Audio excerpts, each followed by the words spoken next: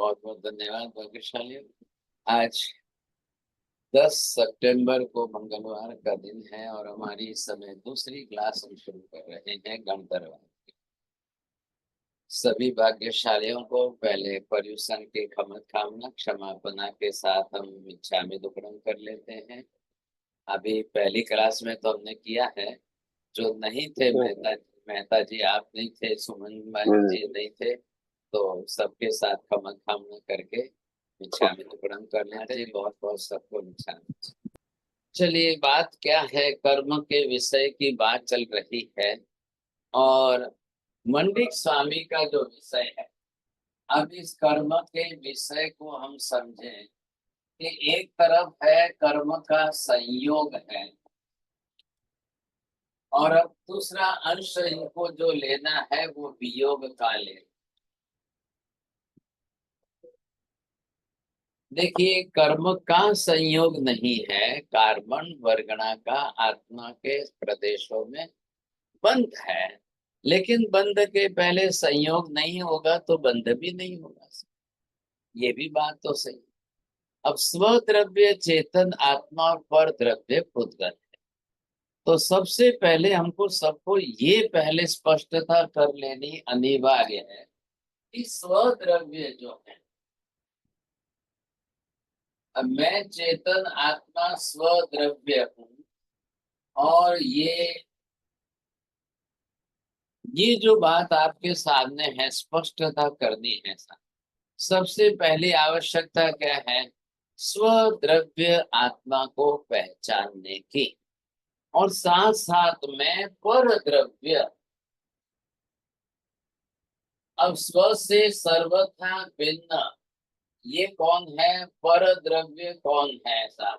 तो वो जो है पर द्रव्य पुद्गल है, पुद्गल के परमाणु है। हाँ, थोड़ा ध्यान दीजिए साहब। स्वद्रव्य के रूप में आपको आत्मा को पहचानना है और पर द्रव्य के रूप में पुद्गल को पहचाना, और दो इकट्ठे हो गए। संयोग से दोनों का संबंध होकर दोनों एक रस बन करके एक रूप हो गए। और इसके साथ में ये पर द्रव्य होते हुए, पुद्गल द्रव्य होते हुए, जबकि मेरी चेतना का एक भी गुण इसमें नहीं। आप समझ रहे हैं? इधर देखिए पहले। अब आपको क्या लगना चाहिए? ये द्रव्य और ये द्रव्य, अब दोनों का द्रव्यानुयोग से मुझे द्रव्यगत ज्ञान तो करना ही पड़ेगा। द्रव्य स्वरूप का ज्ञान गुण से होगा, पर्याय से होगा। अब द्रव्य गुण और पर्याय तीनों में चेतन आत्मा की क्या है, कैसी है? उद्गल का द्रव्य स्वरूप क्या है, गुण स्वरूप क्या है, पर्याय स्वरूप क्या है? ये दोनों का स्पष्ट ज्ञान करना ही पड़ेगा। और जब ये ज्ञान आपका सही ढंग से हो जाएगा तब जाकर के इन दो के बीच में भेद ज्ञान कर। ध्यान से समझना, अध्यात्म के अंदर जिसको भी प्रवेश करना है उसको पहला चरण है भेद ज्ञान। बिना भेद ज्ञान के आत्मा कभी भी अध्यात्म में प्रवेश कर ही नहीं सकती है। बोलिए मनीषा बहन जी, ख्याल आ गया?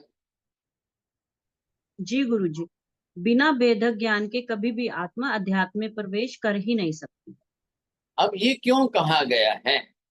अब देखिए, वेद ज्ञान पहले है कि वेद ज्ञान के पहले पदार्थ ज्ञान है, पदार्थ ज्ञान के बाद तत्व ज्ञान है, तत्व ज्ञान के बाद वेद ज्ञान। अरे ये बात ध्यान में थोड़ी समझ लीजिए, बिना उसके नहीं होने वाला है। इसलिए यहाँ पर मैं स्टेप जो बना रहा हूँ, आपको नंबर 1 के अंदर सबसे पहले क्या लेना है? ये आपने लिया है पदार्थ ज्ञान, तब जाकर के दूसरे क्रम पर आप चढ़ेंगे तत्व ज्ञान, और उसके बाद में आपको चलेंगे भेद ज्ञान।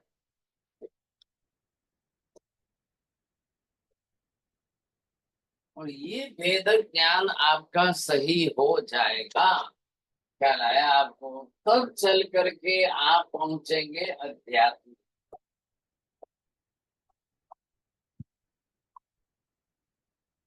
अब ये क्रम कितने लोग स्वीकारेंगे साहब, ये कैसे होगा?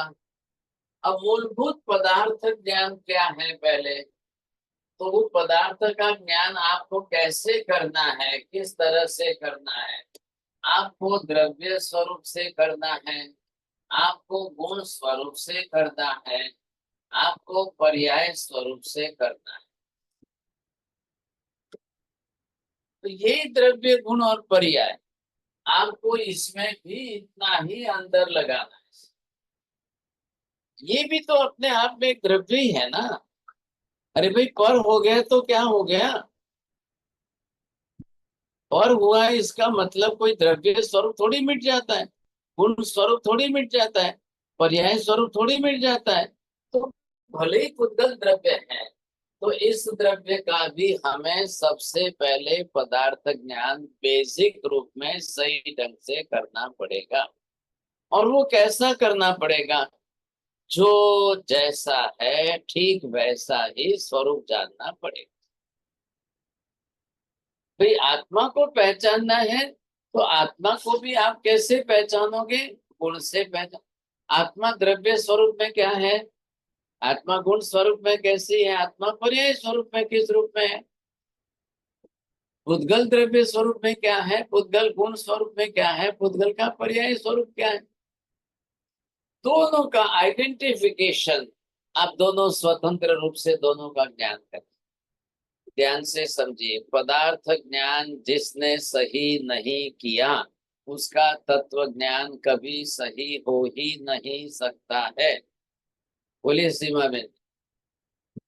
हाँ, जिसने पदार्थ ज्ञान सही नहीं किया है उसका तत्व ज्ञान कभी सही नहीं होगा।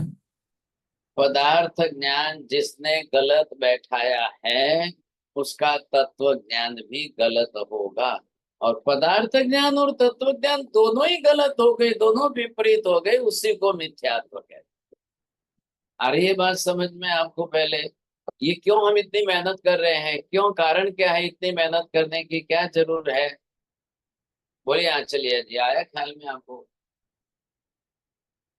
हाँ महाराज साहब, आपने बोला है कि दोनों का पदार्थ ज्ञान सही होगा तो तत्व ज्ञान भी सही होगा, अगर पदार्थ ज्ञान सही नहीं है तो तत्व ज्ञान भी सही नहीं होगा और वह मिथ्यात्व में रहेगा। बस बस, अब देखिए, आपने जो है ये शब्द हमने प्रयोग किया है। अब ये सम्यक ज्ञान, बरोबर है, ये सम्यक ज्ञान है कि नहीं है? किसका सम्यक ज्ञान कर रहे हो आप किसका सम्यक ज्ञान कर रहे हो? और यही हो गया मिथ्या ज्ञान।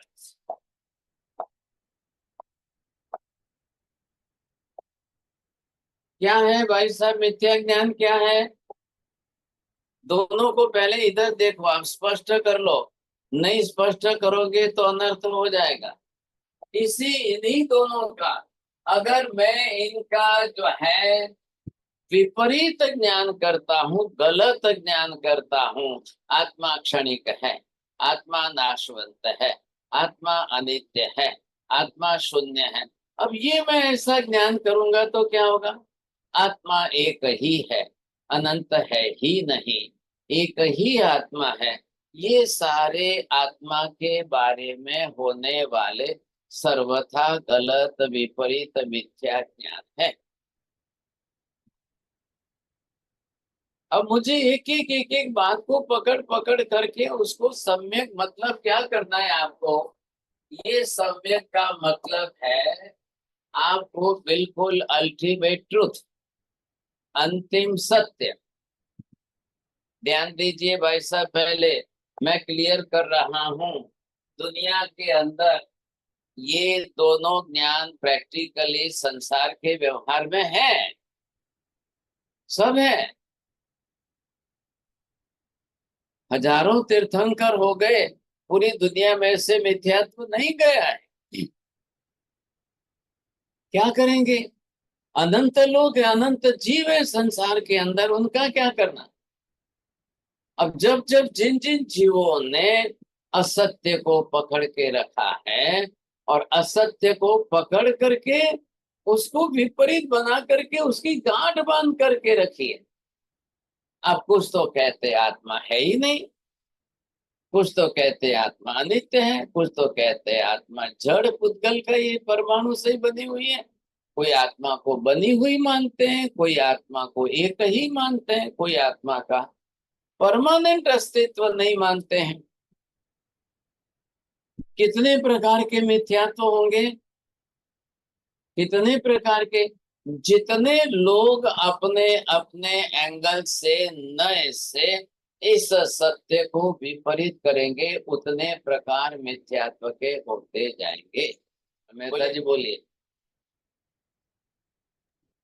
जितने जो लोग अपने मिथ्यात्व से पदार्थ का विपरीत ज्ञान करते जाएंगे, जितने लोग मिथ्यात्व से पदार्थ का विपरीत ज्ञान करते जाएंगे, उतने मिथ्यात्व के भेद होंगे।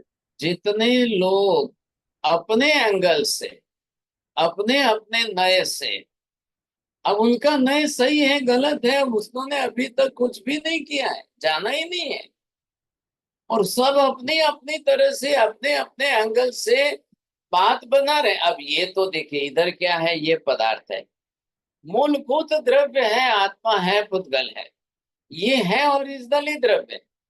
अब इसका सही ज्ञान किसके पास है, सही ज्ञान कितने लोगों ने प्राप्त किया है, सही मतलब क्या, जो अंतिम सत्यात्मक स्वरूप है वो, और वो द्रव्य स्वरूप, गुण स्वरूप, पर्याय स्वरूप, उत्पाद स्वरूप, व्यय स्वरूप, द्रव्य स्वरूप। ध्यान से समझिए, जो जिस किसी भी पदार्थ का सही ज्ञान जिसको प्राप्त करना है, उनको द्रव्य से, गुण से, पर्याय से, उत्पाद व द्रव्य की प्रक्रिया से प्राप्त करना है। तो जिनको जिस पदार्थ का ज्ञान द्रव्य, गुण, पर्याय से, उत्पाद व द्रव्य की प्रक्रिया से सही ढंग से हो गया, उसी का ज्ञान सम्यक ज्ञान गिना जाएगा। ठीक इससे विपरीत अपोजिट आपको बोलना है। अरे ये बात ध्यान में आपको, बोलिए छोड़िया जी, कैसे बोलेंगे अपोजिट? देखो वो जी जिन्होंने जिन्होंने क्या कि द्रव्य स्वरूप नहीं समझा, गुण स्वरूप नहीं समझा, पर्याय स्वरूप नहीं समझा, उत्पाद वय द्रव्य स्वरूप नहीं समझा, तो उसका मिथ्या ज्ञान हो जाएगा। अब वो उस ढंग से तरीके से जाएंगे, वो मिथ्या ज्ञान कर लेंगे।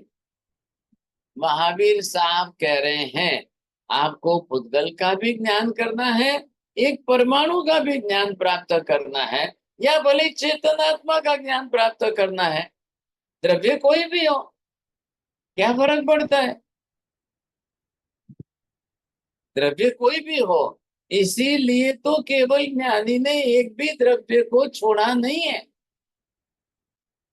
आकाश से लेकर के परमाणु तक के प्रत्येक द्रव्य को उन्होंने स्पष्ट किया है। इतना ज्ञान उन्होंने परमाणु के बारे में भी दिया है, इतना ज्ञान उन्होंने आत्मा के बारे में भी दिया है, इतना ज्ञान उन्होंने आकाश के बारे में भी दिया है। बताइए मेहता जी, जिनको केवल ज्ञान, केवल दर्शन, अर्थात जिनका ज्ञान दर्शन अनंत ज्ञान है, अनंत दर्शन है, वो इन पदार्थों की एक सुई के नोक जितनी भी बात को कहने में कमी रखेंगे क्या? क्यों कमी रखेंगे? किस बात को कहने में कमी रखेंगे? कौन सी बात नहीं बताएंगे? कौन सी बात छिपाएंगे? क्यों छिपाएंगे?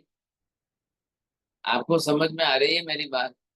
क्यों छिपाए? केवली को छिपाने का प्रयोजन क्या है? क्या प्रयोजन है? क्यों गलत बताएंगे? एक परमाणु के बारे में भी केवल ज्ञानी ने एक अक्षर भी गलत नहीं बताया, इधर आत्मा के बारे में उन्होंने एक अक्षर भी गलत नहीं बताया। पहली बात कर लो द्रव्य स्वरूप। अब द्रव्य स्वरूप से जब आपको एक आत्मा को पहचानना है, वही कमी आ रही है। चले जाइए आप बौद्ध दर्शन के अंदर, उनको द्रव्य स्वरूप से स्पष्ट करने में कोई नहीं बोल रहा है। एक अखंड असंख्य प्रदेश समूहात्मक पिंड द्रव्य, ऐसा आत्मा का द्रव्यात्मक लक्षण दुनिया का एक धर्म नहीं बता रहा है। Not a single different school of the philosophy, they are not saying in such manner. Definition ही नहीं बना पा रहे। और जब द्रव्य स्वरूप आत्मा का नहीं बताएंगे तो फिर क्या होगा, वो हाइपोथेटिकल हो जाएगा, इमेजिनेशनल चीज हो जाएगी। तो आत्मा क्या कोई इमेजिनेशनल चीज है क्या? आत्मा को हम इमेजिनेशनल कैसे मानेंगे? बिल्कुल गलती नहीं करनी है हमको। पुद्गल को भी एक पुद्गल हो, परमाणु हो, और परमाणुओं का ग्रुप ऑफ परमाणु जिसको वर्गना कहते हैं, इतना केवल ज्ञानी भगवंतों ने उसके बारे में एक एक डिटेल करते इतनी स्पष्टता बताई है, जो मैं बहुत गहराई में लेकर जो आपको समझाने जाता था। पुद्गल द्रव्य, पुद्गल के पर्याय में कार्बन वर्गना के परमाणु, और उनमें स्निग्ध स्पर्श, और स्निग्ध स्पर्श की मात्रा डिग्री जो है, और इधर आत्मा और आत्मा के प्रदेश, और आत्मा प्रदेशों में तो स्निग्धता नहीं होती है। तो वो क्लेश कसाय जन्य स्निग्धता आत्मा ने कैसे निर्माण की, और इधर से कार्बन वर्गना के स्निग्ध स्पर्श की बहुलता वाले परमाणु समूह को इकट्ठे करके, संयोग करके, बंध संबंध से बांध करके एक रस किया, तब जाके वो कर्म बना। अब संयोग हुआ, अब उसके बाद उसी कर्म का वियोग करना है। उस कर्म का वियोग कैसे? कार्बन वर्गना के पुद्गल द्रव्य पर परमाणु पर पुद्गल द्रव्य, उसका वियोग कैसे करना है? अब उसका वियोग करने के लिए जो स्निग्धता है, अब उसको वृक्षता में कैसे बदलना, महावीर ने, केवल ज्ञानी ने तप धर्म कैसे दिया, ताप की बात कैसे बताई, कैसे तप से ताप निर्माण होकर उस स्निग्धता को सुखा करके वृक्षता में बदल करके उन कार्बन वर्गना के पुद्गल परमाणुओं को आत्मा प्रदेशों से बिखेर करके निद्रा करके अलग करना है। मैं ये बात समझाते समझाते मेरे को बहुत मेहनत लगी। मैं धन्यवाद देता हूँ ये अपने आचार्य जी ने, ये तप और ताप की इतनी बात सुनते हुए इन्होंने के भाव बड़े, इन्होंने 11 उपवास कर लिए। बहुत बहुत धन्यवाद, अनुमोदना आपको। मैं भी तो आपके 11 उपवास में अरुण विजय निमित्त तो बना कि नहीं बना? हाँ, जी महाराज साहब, आपने 11 100%। उपवास से निर्जरा की, तो मैंने थोड़ा ज्ञान से समझा कर मैंने भी तो कोई निर्जरा की कि नहीं की? तो यही तो प्रयोजन है। ये जो सीख रहे हो, समझ रहे हो, जान रहे हो, इसका प्रैक्टिकल उपयोग तो आप करके निद्रा में सेल्फ रियलाइजेशन करेंगे, तब आपको ख्याल आएगा। बहुत बहुत धन्यवाद। देखिए, जिन्होंने भी जो तप तपस्या की है, आपने आराधना की है, सबने निद्रा किया, सबने निद्रा के उद्देश्य से ही किया हो। जिनकी जितनी तपस्या है, सबके तप की बहुत बहुत अनुमोदना करते हैं। इन्होंने तो क्या था कि आचार्य जी ने पचखान वगैरह लेते रहे, करते रहे, संवत्सरी का इन्होंने औषध भी किया इतने लोगों के साथ में निद्रा की। तो मुझे ख्याल है, बाकी सबका तो ख्याल नहीं है साहब, लेकिन सबने पर्युषण की आराधना की, तपस्या की है, सबकी बहुत बहुत अनुमोदना करते हैं। समझना क्या है आप, पहले में अगर फर्स्ट स्टेप में आपने गलती की, फिर वो गलती आपकी लास्ट तक आगे चलती रहेगी। It is just like mathematics. Mathematics के अंदर फर्स्ट स्टेज के अंदर कहीं आपने कैलकुलेशन करने में गलती कर दी, एक मिस्टेक, अगर 2 की जगह 3 या 3 के जगह 2 का फिगर आपने काउंटिंग कर लिया और वो गिनती कर ली, तो लास्ट तक आपकी मिस्टेक चलती रहेगी। और वही तो हो रही है जगत की व्यवस्था में। ये 2 डिवीजन क्यों पड़े, सम्यक और मिथ्या? ये सम्यक और मिथ्या के 2 डिवीजन पड़ने का सबसे बड़ा कारण क्या है? क्यों हुए, क्यों बनने, क्यों हो ही क्यों सकते हैं? जब केवली भगवंत ने एक सरीखा, एक ही सत्य स्पष्ट दिया है। अब चाहे वो आदिनाथ भगवान से लो, चाहे महावीर स्वामी तक आइए, चाहे गौतम स्वामी, सुधर्मा स्वामी, जम्बू स्वामी तक, सभी केवलियों के अंदर एक वाक्यता है। There is no confusion in any other servant. समस्त अनंत केवल ज्ञानियों के वचन में एक रूपता, एक वाक्यता, एक सिद्धांत, एक सरीखा स्वरूप है।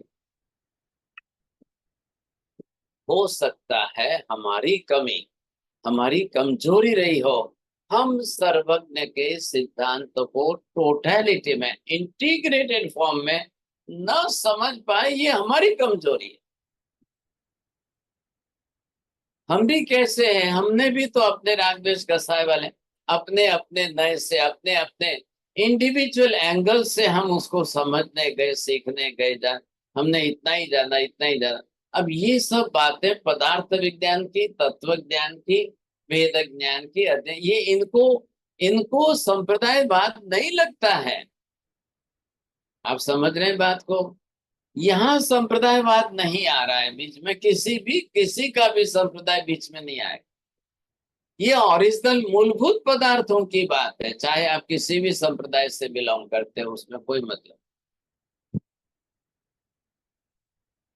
संप्रदाय होने से क्या फर्क पड़ गया? क्या मूलभूत संप्रदाय सम्यक दर्शन की बात नहीं करेगा? क्या कोई सम्यक दर्शन की व्याख्या को बदल देंगे? क्या पदार्थ स्वरूप की व्याख्या को संप्रदाय बदल देंगे? मत, पंथ और गच्छ ये तो अपने अपने आचार के लिए बनाए गए हैं कि भाई हम ऐसा आचरण करेंगे, हम ऐसा आचार करेंगे, हम व्यवहार दें से पात्र रखना, आचार, ये सब ठीक है, करिए ना, आप कोई ना नहीं है, करिए, इससे कोई फर्क नहीं पड़ता है।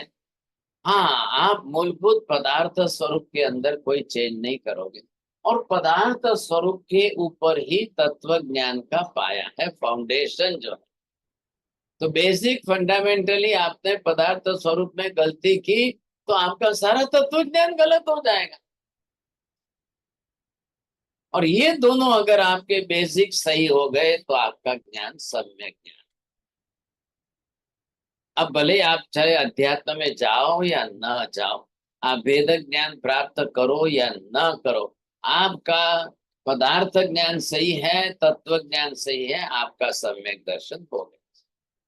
सम्यक दर्शन में ये सहायक है, ये आपका बाधक नहीं बनेगा। सम्यक दर्शन में ये आपके लिए सहयोगी, उपयोगी बनेगा। ख्याल आया आपको? इसमें गलती नहीं करनी है, हमको थोड़ा टाइम लगे तो लगने दो, लेकिन पदार्थ ज्ञान में आप गलती नहीं करोगे, सम्य तत्व ज्ञान में कोई गलती नहीं करेंगे। अल्टीमेट ट्रूथ का अंतिम सत्यात्मक ज्ञान आपका सही हो जाएगा, वो आपके लिए पदार्थ ज्ञान भी सही बनेगा, और वैसा तत्व ज्ञान वो आपके लिए सम्यक दर्शन में सहयोगी, उपयोगी अवश्य बनेगा। अब आपको जाना है, आगे बढ़ना है, तो वेद ज्ञान करिए। क्यों करना है वेद ज्ञान? क्यों करना है? इधर देखिए, अब पर स्व का पर के साथ जो अभेद हो गया है, अरे बात द्रव्य के स्वरूप में बिल्कुल स्वतंत्र है, पर यह स्वरूप में अभेद लग रहा है। मैं शरीर से आत्मा, आत्मा तो द्रव्य स्वरूप में सर्वथा स्वतंत्र है, पूर्ण रूप से भिन्न है। जब मैंने मानव देह की पर्याय धारण की है, अब मेरी देह बुद्धि बन गई है, पर्याय के कारण मेरी गलती हो रही है, तो मैं पर्याय को ही समझ कर चल रहा हूं, मैं द्रव्य को समझने को तैयार ही नहीं हूं। द्रव्य स्वरूप जो है वो बिल्कुल स्वतंत्र है, और द्रव्य स्वरूप समझने को क्यों तैयार नहीं हूं? क्योंकि गुण स्वरूप का भान नहीं है मुझे, इसलिए मुझे भ्रम हो रहा है। तो मैं पर्याय स्वरूप में आने पर मैंने भ्रम खड़ा किया। तो पर्याय को पर्याय के रूप में पहचानिए, मूल द्रव्य तो अंदर है ना, मूल द्रव्य को क्यों छोड़ रहे हो? मैंने आपको क्या पूछा था मेहता जी, आपको याद है क्या? आत्मा है तो कर्म है, या कर्म है तो आत्मा है? बोलिए। आत्मा है तो कर्म है, क्यों है, क्यों ऐसा बोला? क्योंकि अगर आत्मा नहीं होता तो काम और वर्गणा को कर्म में रूपांतरित कौन करता? बिल्कुल सही बात है। अब बोलिए, मन बताइए, कर्म है तो आत्मा है कि नहीं है? मीना बहन जी बोलिए। जी, कर्म है तो आत्मा है। अरे भगवान, कैसे है फिर? मोक्ष में क्या है? विदाउट कर्म हाँ आत्मा। हाँ, फिर क्यों है वहां पर? और कर्म के कारण आत्मा का अस्तित्व कैसे सिद्ध होगा? आत्मा कर्म बनाती है, बनता है तब कर्म है। कर्म आत्मा को बनाता नहीं है। कर्म आत्मा को मलिन मलिन करता है, अशुद्ध करता है। इससे ज्यादा कर्म का कोई रोल नहीं है।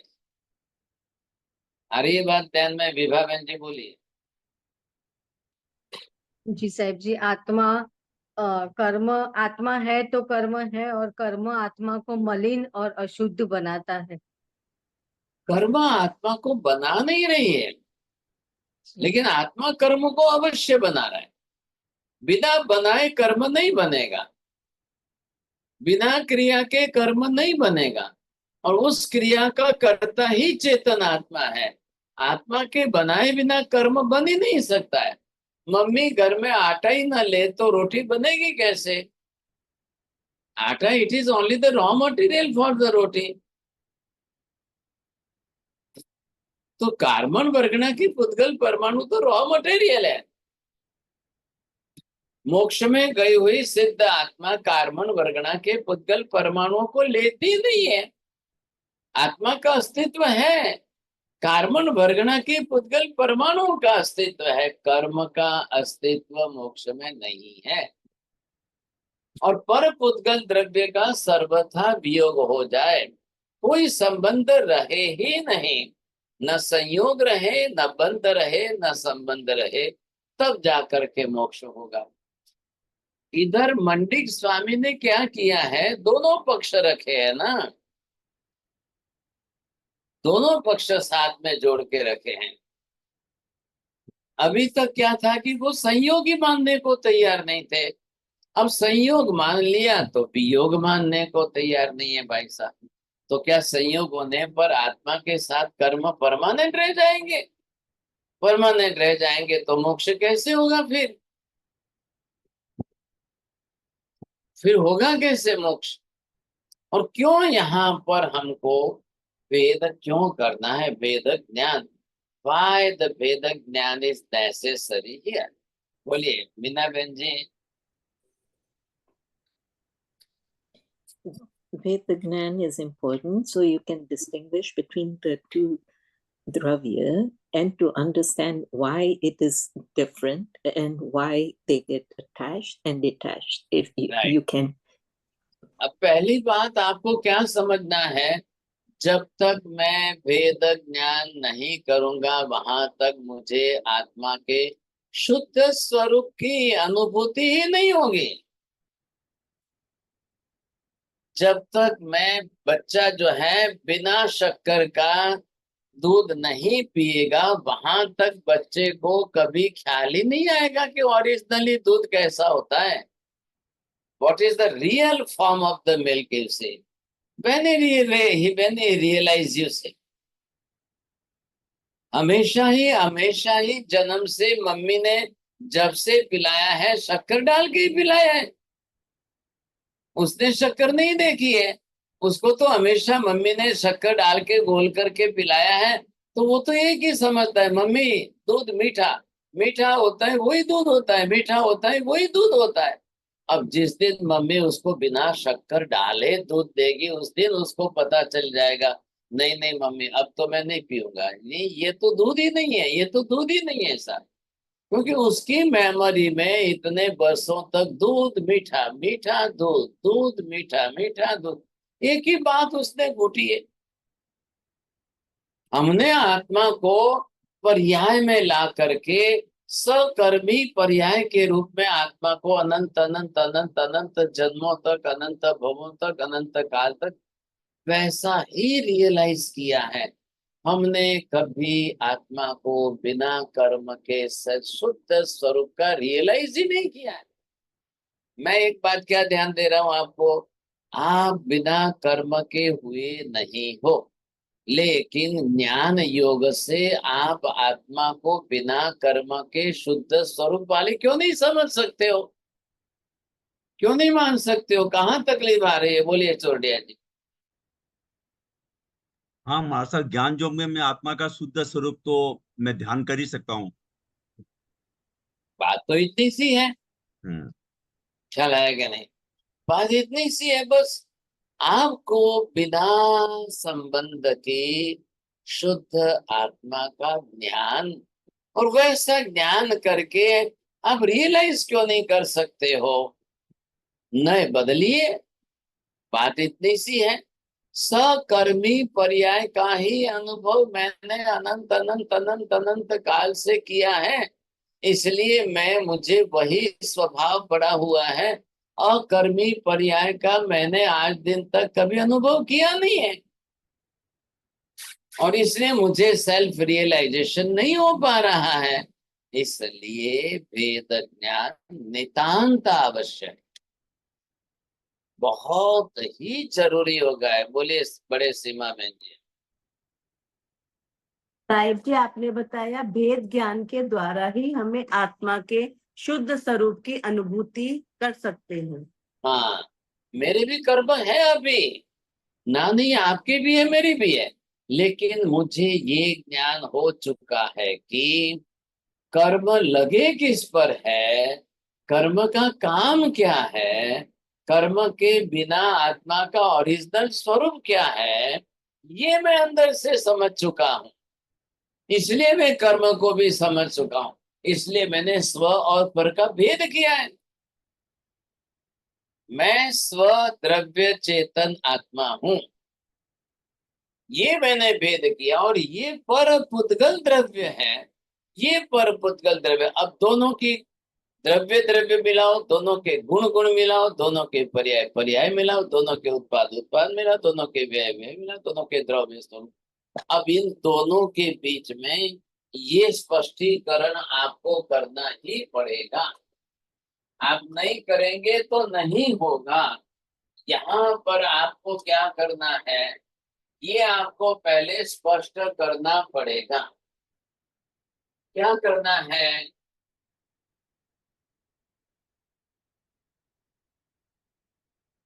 हाँ जी, इधर अब आपको ख्याल आ जाएगा। देखिए, समझने की कोशिश करना। अभी पदार्थ विज्ञान के बाद अब यहाँ पर ये कौन है? स्वद्रव्य। अब ये कौन है? परद्रव्य। हालांकि आत्मा से परद्रव्य आकाश धर्मास्तिका धर्मास्तिका वे भी है। अब भी हमको यहाँ भेद ज्ञान में उनकी आवश्यकता बीच में नहीं है।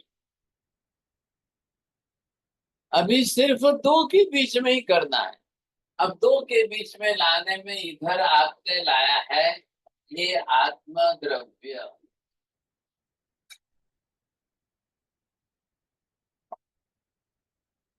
अब ये आत्म द्रव्य के रूप में लाइए, इधर आपको पुद्गल द्रव्य के रूप में ले जा।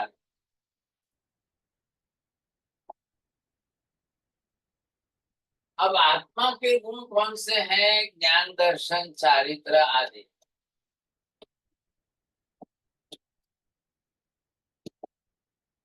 इधर पुद्गल के द्रव्य के गुण कौन से हैं? अब इधर आत्मा की पर्याय क्या है?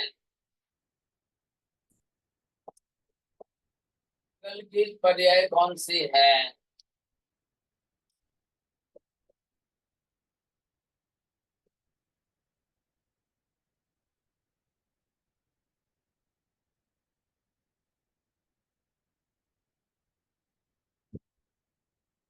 अब इसके साथ में उत्पाद प्रक्रिया क्या है? बोलिए मेहता जी, उत्पाद प्रक्रिया में क्या लिखना है? उत्पाद प्रक्रिया में वर्गण कर्म। अब वही तो है ना, उत्पाद कर्म। आत्मा ने कर्म को बनाया, कर्म उत्पन्न हुआ, अब उसी का व्यय होगा, तो कर्म का ही व्यय होगा। और जैसे ही व्यय हुआ कि यहाँ पर क्या हुआ? पर्याय परिवर्तन।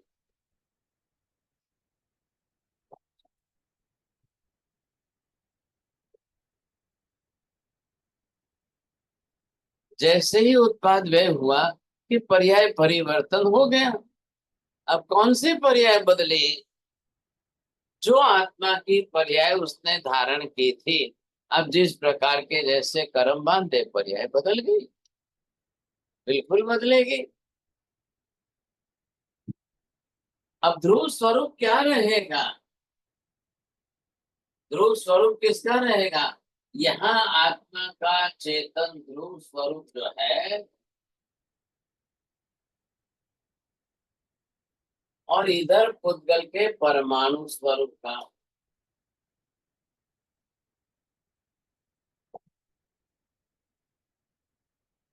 अब किसका ध्रुव स्वरूप कैसे क्या रहेगा? बोलिए, जल्दी समझने की कोशिश करो, टाइम भाग रहा है। तो जो द्रव्य है आत्मा का असंख्य प्रदेश समूहात्मक, वो वैसा ही ध्रुव स्वरूप रहेगा। हाँ बरोबर, क्योंकि आखिर मूल में कौन ध्रुव कौन आया ऐसा? अब इधर बताइए आप मुझे, भेद ज्ञान कहाँ आया? बोलिए चौड़िया जी, जल्दी बोलो। हमारे साहब वेद ज्ञान तो ध्रुव स्वरूप में आ गया ना। कर्म तो आत्मा यही अलग, तो कर्म। आपने दो के बीच में भेद किया ना। आपने दोनों के बीच में भेद किया, और यहाँ आकर दोनों के बीच में। अब इसमें क्या हुआ है? यहाँ आपने अभेद किया है। अब हुआ क्या है? अभेद तो भाई साहब निबोध से है। अरे ये बात ख्याल में, आत्मा का पर पुद्गल द्रव्य के साथ का अभेद तो अनंत जन्म से निबोध से साथ में ही है। अभेद ज्ञान करना नहीं पड़ रहा है। अभेद ज्ञान तो हम जन्म से करते आ रहे हैं, जन्म से नहीं, अनंत काल से। अब हमको भेद ज्ञान करना है। अब भेद ज्ञान करेंगे तब आपको आत्मा का कर्म से पुद्गल से भिन्न स्वरूप समझ में आएगा, नहीं तो नहीं आएगा। आज दिन तक क्यों नहीं आया? आज दिन तक क्यों नहीं आया? कर्म के कारण हमने अभेदता मान ली। किसकी अभेदता मानी? इस द्रव्य के साथ अभेदता मान ली। क्योंकि यहाँ पर आप देखिए ना, अब ये पर्याय आई। अब जैसे मनुष्य देहधारी पर्याय बन गई। आपने कभी मनुष्य देह के सिवाय आत्मा का स्वतंत्र अस्तित्व समझा कि नहीं समझा? पहले इस बात को स्पष्ट करिए आप। आत्मा मनुष्य देह नहीं है, मनुष्य देह आत्मा नहीं है, मनुष्य देह में आत्मा है। ये आपने क्यों नहीं रियलाइज किया? मैं मनुष्य देहधारी हूं, मैं मनुष्य देह आत्मा नहीं, मैं मनुष्य देह से सर्वथा भिन्न स्वतंत्र चेतन आत्मा हूं। ये क्यों नहीं आपने रियलाइज किया? और कब किया आप? क्यों नहीं किया आपने? ये कर्म आपको नहीं करने देगा। ये पर पुद्गल द्रव्य है, इसी ने आपके ज्ञान को भी ढका हुआ है। इसी ने आपके सत्य ज्ञान को ढक करके मिथ्या बनाया हुआ है। तभी तो ये हालत हो रही है कि स्वयं आत्मा होते हुए वो निषेध कर रहा है। दुनिया में आत्मा है ही नहीं, आत्मा आत्मा कुछ नहीं है, आत्मा आत्मा कुछ है ही नहीं, आत्मा आत्मा। क्या भाई साहब, क्या हो गया ये क्या हो गया? क्यों ऐसा निषेध कर रहे हो आप? आप खुद ही तो आत्मा हो और खुद निषेध कर रहे हो।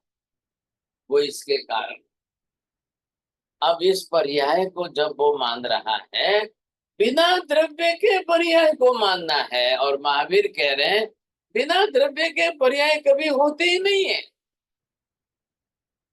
राहुल जी बोलिए, क्या समझ में आ रहा है कि नहीं?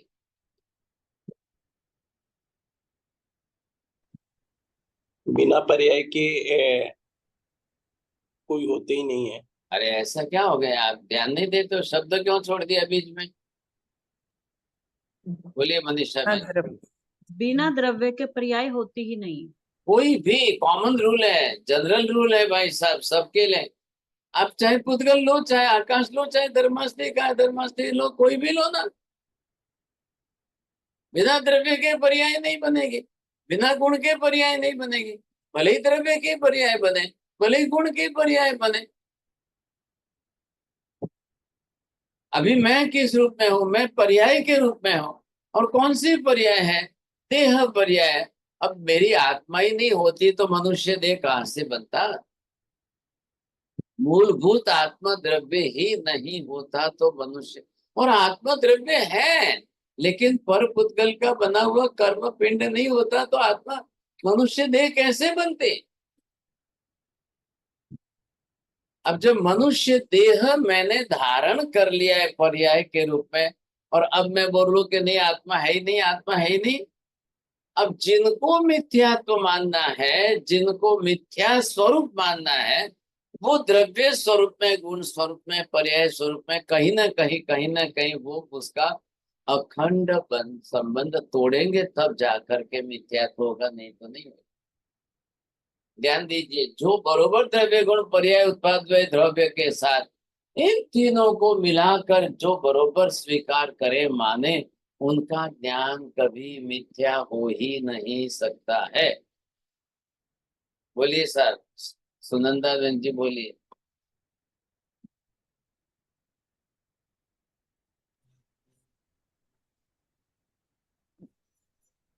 जो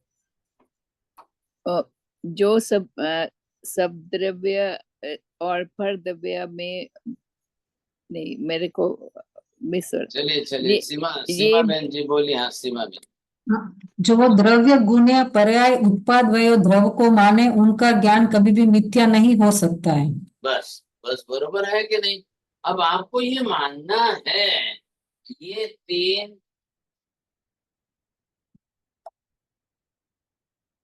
ये कौन सा है? ये द्रव्य स्वरूप है, द्रव्य आदि का ज्ञान। ये कौन सा है?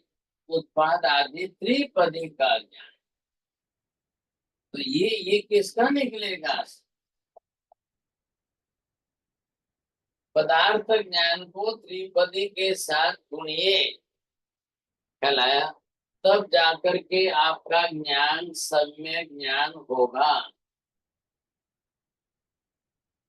बोलिए, आप इससे विपरीत करिए, अपोजिट सेंटेंस बनाइए। विभावन जी बोलो। जिसका ज्ञान त्रिपदी से ना हो उसका मिथ्या, द्रव्य गुण पर्याय का पदार्थ ज्ञान, पहले ये क्या मैंने बताया आपको?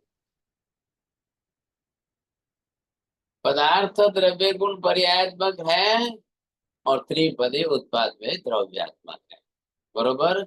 अब पदार्थ का त्रिपदी के साथ, तीनों का तीन के साथ गुणाकार करके जो सही ज्ञान होगा वही सम्यक ज्ञान होगा।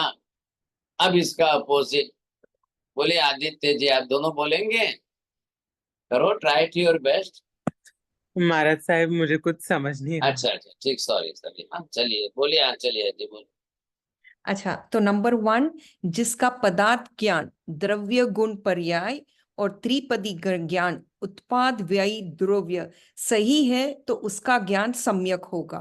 और जिसका पदार्थ ज्ञान द्रव्य गुण पर्याय और त्रिपदी उत्पाद व्यय द्रव्य सही गलत है, विपरीत है, उसका ज्ञान मिथ्यात्व होगा। बहुत अच्छा, धन्यवाद। बोलिए मीना बहन जी बोलो। महाराज साहब, ये साइड जिसका पदार्थ ज्ञान सही है, पदार्थ ज्ञान द्रव्य गुण पर्याय और त्रिपदी उत्पाद व्यय ध्रुव की पर्याय सही है तो उसको सम्यक ज्ञान होगा। Very good. मेहता जी घटाइए, कैसे घटाना है एग्जाम्पल से देखो। जैसे आत्मा द्रव्य है, वो आत्मा का द्रव्य में जो पर्याय उसकी चेंज होती है, उसकी वो पर्याय का भी उसका उत्पाद होती है, और वही पर्याय का व्यय होता है, और उसके अंदर द्रव्य स्थिर रहता है। तो आत्म द्रव्य के उत्पाद व्यय ध्रुव से मैंने उच्चारण की। उसमें से आपका क्या एक भी ज्ञान कहीं पे भी गलत हो गया, 9 कॉम्बिनेशन हो गए, उसमें से एक भी गलत हो गया तो पूरा मिथ्यात्व हो जाएगा। बहुत अच्छा, बहुत अच्छा। आज की बात भी देखो कहाँ गए, विपुल जी नहीं है ना, ठीक है। मैं भी कहता हूँ भाई सब्जेक्ट थोड़ा डाइवर्ट तो जरूर हो गया है। हमको मंडिक स्वामी के विषय में वियोग की बात में दिशा में जाना था, लेकिन अब वो क्या है, जब पदार्थ विज्ञान के विषय की बात आ जाती है टाइम पूरा उसी में चला जाता है। मुझे समझाने में टाइम जो है ध्यान में नहीं रहता है, पूरा टाइम हो गया। लेकिन ये इतना फंडामेंटल बेसिक चार्ट हो गया। अब यहाँ पर सब पदार्थ बदलो आप। अभी हम आत्मा को लेकर चल रहे हैं, इधर पुद्गल को चल, इधर आप आकाश को लीजिए, इधर आप धर्मास्तिकाय को लीजिए, इधर अधर्मास्तिकाय को लीजिए। लेकिन ये सब पदार्थों के नियम तो यही बैठेगा, डेफिनेशन के नियम यही बैठेंगे। क्योंकि भले आकाश हो या धर्मास्तिकाय धर्मास्तिक, उनका भी ज्ञान आप मिथ्या गलत ज्ञान धारण नहीं कर सकेंगे। उनका मथे भी बन्ना ज्ञान महाराज आपको जी, सही होना है। मथे बन्ना महाराज जी, ये जो लास्ट में है एक बार फिर से समझा दीजिए। ये ये जो थ्री मैं कह इंटू रहा हूँ, हाँ वेरी गुड वेरी गुड, इधर ध्यान दो। ये जो लिया है ये 3 into 3 किसका लिया है? ये पदार्थ कौन है? ये 3 है। आ गया? ये 3 जो है ना, ये हो गया पदार्थ।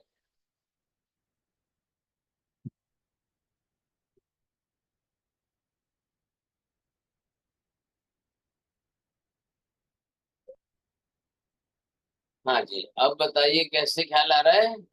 अब देखो पहले के पदार्थ ज्ञान के एपिसोड थोड़ा देख लेना भाई साहब।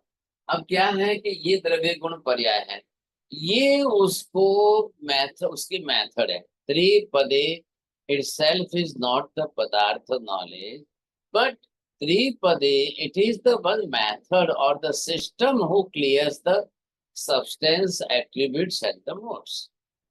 आ रहा है ध्यान में? वो त्रिपदी जो है ये एक मेथड, एक सिस्टम है, समझेंगे। वो इन तीनों को बिल्कुल करेक्ट करती है, शुद्ध करती है। यही तो केवल ज्ञानियों की विशेषता है। क्यों केवल ज्ञानी त्रिपदी का उपदेश देते हैं, और वो भी कंपलसरी अनिवार्य रूप में। ईच एंड एवरी तीर्थंकर, कभी भी एक भी तीर्थंकर भगवान को केवल ज्ञान हुआ और त्रिपदी की देशना न दी हो, ऐसा कभी बनता ही नहीं है, होता ही नहीं है, हुआ ही नहीं है। इसलिए कंपलसरी प्रत्येक तीर्थंकर को केवल ज्ञान होते ही उनको त्रिपदी की देशना देनी है। और वो त्रिपदी के अंदर क्या करते हैं, क्या करते हैं? वो इन पदार्थों को क्लियर करते।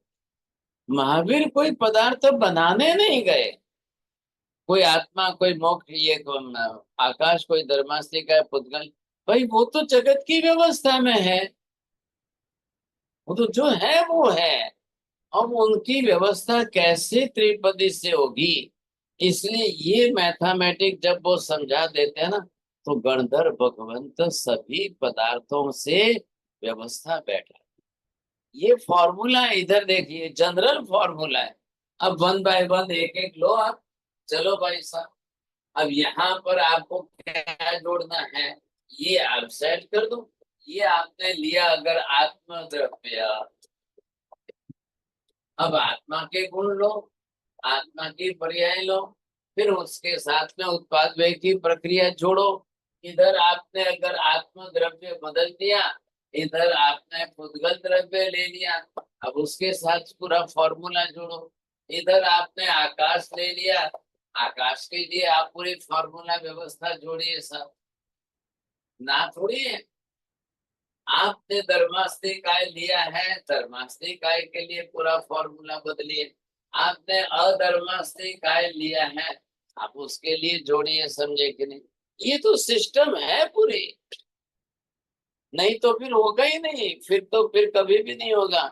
और जिस किसी ने इस सिस्टम को बिगाड़ी, थोड़ा सा भी कुछ इधर उधर करके आत्मा को द्रव्य नहीं माना, फिर आत्मा को द्रव्य मान करके ध्रुव नहीं माना, अब क्या होगा भाई साहब?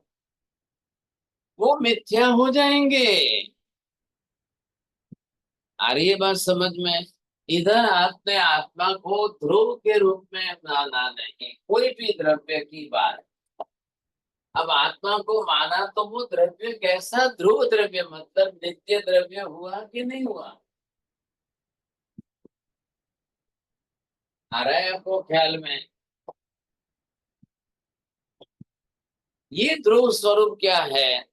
फिर आप मान बोलोगे कि नहीं, आत्मा मान के फिर उसको ध्रुव नहीं मानेंगे तो हो गया मिथ्या से गया, फिर वो मिथ्यात्व में जाएगा। यही तो बड़ी बात है ना।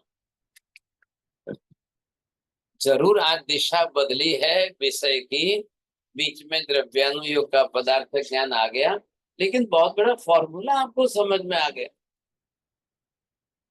अब मैं चेक करूं अपने ऊपर सेल्फ,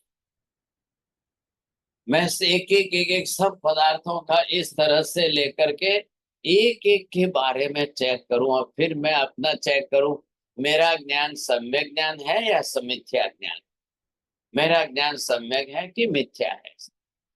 फिर आपको रियलाइज हो जाएगा। चलो, बिल्कुल क्लियर है, बहुत क्लियर मैथमेटिक की तरह से है। क्या लगे? बोलिए साहब छोड़िए जी, समय तो ऊपर हो गया। जी महाराज साहब, तो महाराज साहब ये त्रिपदी जो अपने हुई उत्पाद व्यय और जो द्रव्य हुआ, ये महाराज साहब क्या मतलब आत्मा के पर्याय के रिलेटेड हो गया क्या पदार्थ ज्ञान के? क्या बात कर, द्रव्य ज्ञान नहीं है?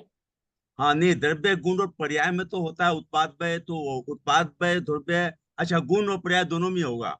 हाँ होता ही है, बरोबर होता है। अच्छा द्रव्य में अच्छा भी होगा, गुण में भी होगा, बरोबर होगा, तो ही तो पर्याय बनेगी, नहीं तो कैसे बनेगी? अच्छा महाराज साहब, तत्व ज्ञान कौन सा हुआ? पदार्थ के बाद जो नेक्स्ट तत्व ज्ञान हुआ वो कौन सा हो गया? अभी भाई सब जीव तत्व है कि नहीं, आत्म तत्व है कि अच्छा, नहीं, 9 तत्व वाले, हाँ नौ तत्व मोक्षादि तत्व है कि नहीं? ठीक है महाराज। नमो। हाँ जी बोलिए मनीषा में।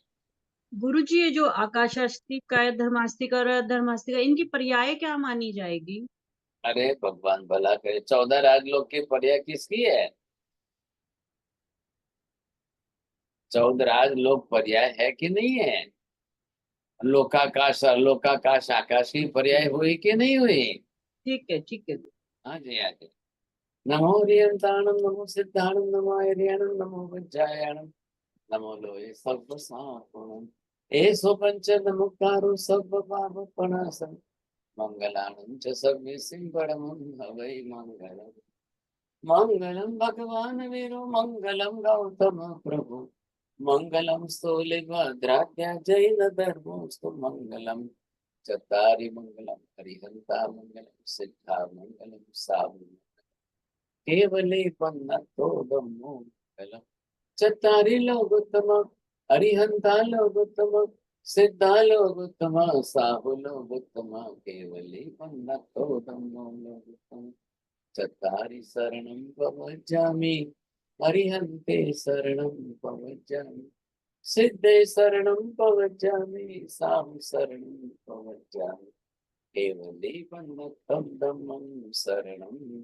प्रवज्जामि सर्वमङ्गलमाङ्गल्यं सर्वकल्याणकारणं प्रधानं सर्वधर्माणां जैनं जयति शाश्वतम्। धर्म लाभ बहुत बहुत आशीर्वाद। हाँ जी। मतेन मदं